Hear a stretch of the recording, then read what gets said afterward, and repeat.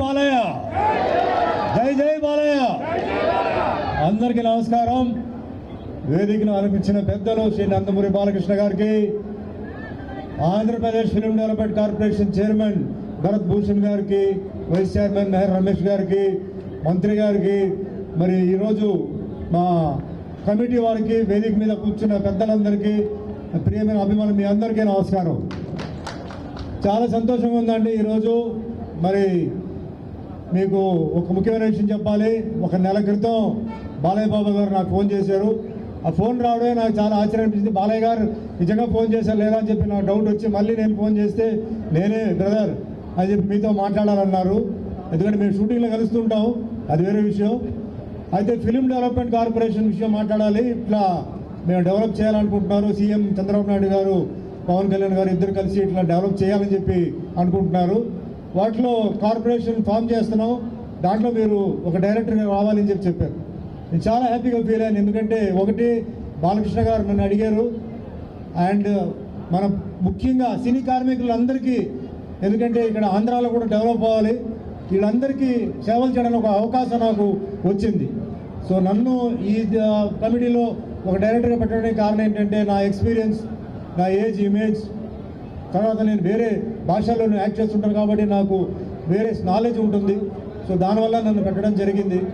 So మాటల్లో మన discuss చేసింది ఏంటంటే, అప్పట్లో మన గ్రేట్ ఎన్టీఆర్ గారు, నాగేశ్వరరావు గారు వాళ్ళు ఫస్ట్ స్టూడియో అనేది వాళ్ళు స్టార్ట్ చేసింది వాళ్ళే. అది చాలా పెద్ద ఒక రిస్కీ బిజినెస్ అది. ఎందుకంటే సినిమా ఇండస్ట్రీ ఉంటుందా లేదా తెలీదు, అది మెయింటైన్ చేయాలి.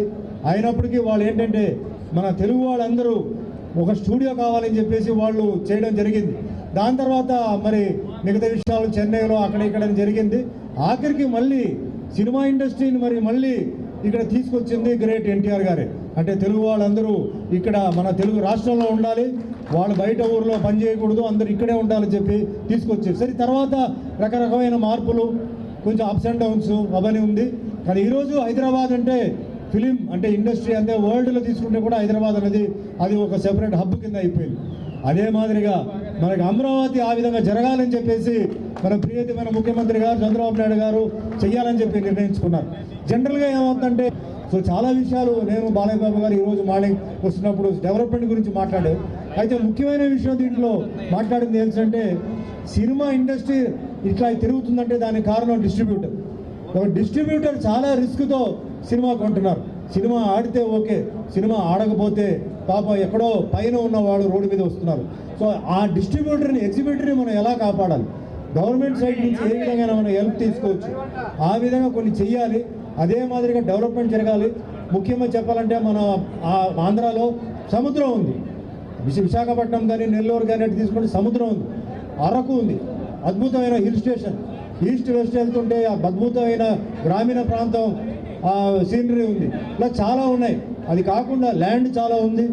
కేవలం ఒక ఇక్కడ తెలుగు షూటింగే కాకుండా మరి ఇతర రాష్ట్రాల నుంచి కూడా, అంటే తమిళనాడు ఉండొచ్చు, కేరళ ఉండొచ్చు, కర్ణాటక ఉండొచ్చు, నార్త్ ఇండియా ఉండొచ్చు, అట్నుంచి కూడా వాళ్ళని ఇక్కడ ఇన్వైట్ చేసి షూటింగ్స్కి వాళ్ళకి పర్మిషన్ ఇస్తూ, మనకి మెయిన్ అంటే ఎంప్లాయ్మెంట్ ప్రాబ్లం ఒకటి.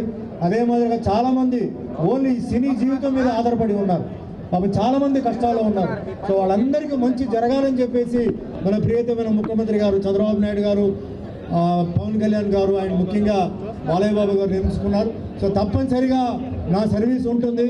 నేను నా సాయ శక్తి మీద నేను ఇక్కడ డెవలప్ అవడానికి నేను ట్రై చేస్తున్నాను. అదే మాదిరి మిగతా అందరూ కమిటీ వాళ్ళు కూడా అదే మాదిరిగా సాయం చేసి ఆంధ్రప్రదేశ్ ఫిలిం ఇండస్ట్రీని ముందుకు తీసుకెళ్ళాలి, ప్రపంచంలో ఒక మంచి పేరు రావాలని చెప్పి మనస్ఫూర్తిగా కోరుకుంటూ నాకు ఈ డైరెక్టర్ పోస్ట్ ఇచ్చినందుకు మరోసారి బ్రదర్ బాలయ్య బాబు గారికి ధన్యవాదాలు చెప్తూ సెలవు తీసుకుంటున్నాను. జై బాలయ్య.